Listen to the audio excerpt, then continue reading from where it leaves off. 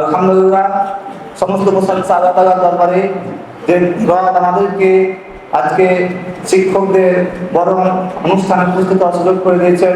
আমরা সকলে বলি আলহামদুলিল্লাহ।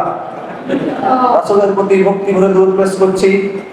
যে রাসূল বিশ্ব মানবতার মুক্তির দূত, আমাদের ভালোবাসা, আমাদের আবেগ, আমাদের অনুভূতি, আমাদের এই মাসে সেই মহামানবের পৃথিবীতে প্রেরিত হয়েছে।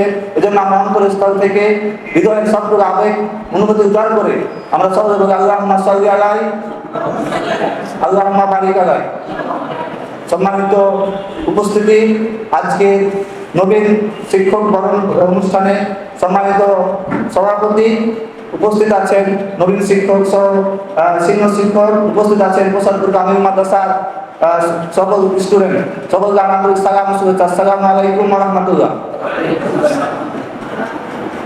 আমরা প্রসাদপুর কামিল মাদ্রাসার সাধারণ ছাত্র ভাইদের সাথে আলোচনা করলাম যে শিক্ষা এবং সংস্কৃতি অর্থাৎ শিক্ষার মানকে কিভাবে আনন্দ মুখর করা যায় এ বিষয়ে আমি ছাত্রদের সাথে পরামর্শ করেছিলাম, ছাত্র ভাইদের সাথে পরামর্শ করেছি যে বিভিন্ন প্রতিষ্ঠানে দেখি আমরা যে নতুন শিক্ষক নিয়োগ হলে কিংবা কোন শিক্ষক বিদায় হলে একটি সুন্দর আয়োজনের মধ্যে দিয়ে সেটাকে বরণ করা হয় এবং বিদায় দেওয়া হয়, কিন্তু আমাদের প্রতিষ্ঠানে সেটা লক্ষণীয় দৃশ্যমান নয়।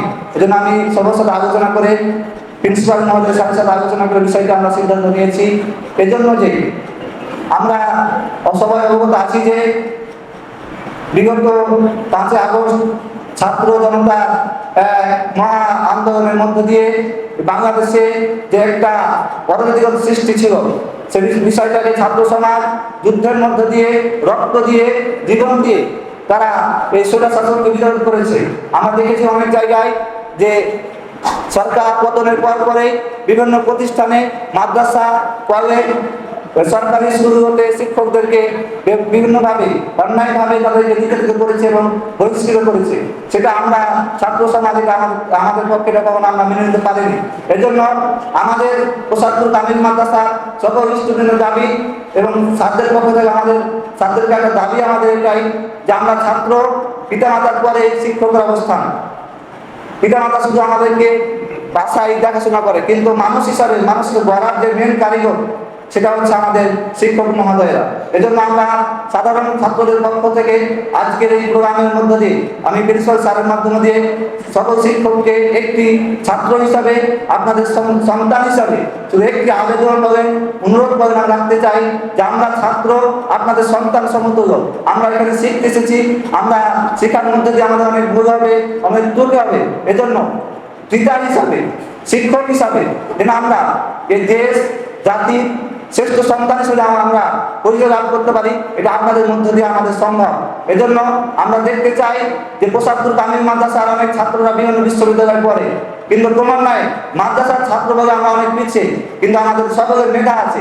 এই মেধাগুলোকে কাজে লাগানোর জন্য যেভাবে আমাদের পরিচর্যা করা দরকার সেই পরিচর্যা আমরা হওয়ার জন্য প্রস্তুত আছি সকল ছাত্ররা। এই জন্য ছাত্রদের কাছে অনুরোধ একটাই যে আমরা যদি বেয়াদবি করি, আমরা কখনো যদি আমাদের চলাফেরায় কোনো ত্রুটি বিচ্যুত হয় আমাদের সাথে সাথে জানাবেন।